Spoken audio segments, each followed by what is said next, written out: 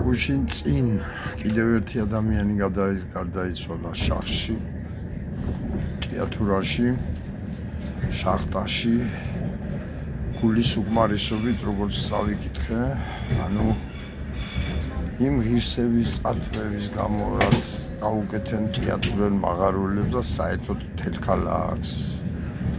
იმ ბავშვების მომავლის გაურკვევლობამ, იმ არასათანადო კვებამ, სიღარიბემ,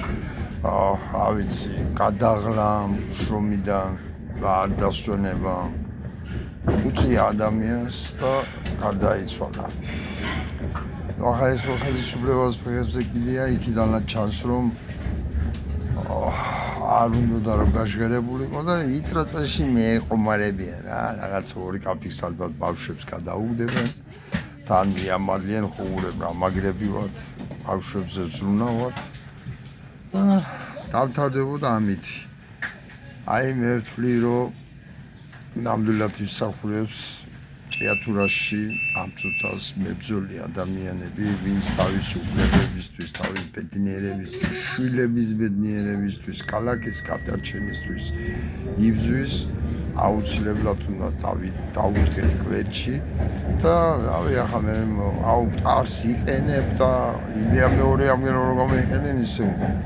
ის გასვენება უნდა გადაიქცეს პროტესტად, როგორც ათობით ქართველის გასვენება მე-19 საუკუნის დასაწყისი, ყველა გასვენება იყო პროტესტი არსებული რეჟიმის წინააღმდეგ. აი, ამ ადამიანის გასვენება ასე უნამუსოდ რო ეპყრობიან ადამიანებს, უნდა გადაიქცეს პროტესტად. სხვა გზა ჩვენ არ დაგვჩენია, მხოლოდ და მხოლოდ პროტესტით, ბრძოლით, თუ რამეს წავართვებთ, გამოვგზავნებთ ამის ხელიდან. ამ ფოზედაც არ იძლევენ არაფერს დაართმობენ და აი თუ გავჩერდებთ, რომ საერთოდ დაგვას თავზე რა ბოლომდე. რა ვიცი, კიდევ ერთხელ ნათეში ამყოფოს მისი სული და მის შვილებს ბედნიერი ცხოვრება მიცეს და ჩვენი ვალია მის შვილებს დავეხმაროთ აუცილებლად.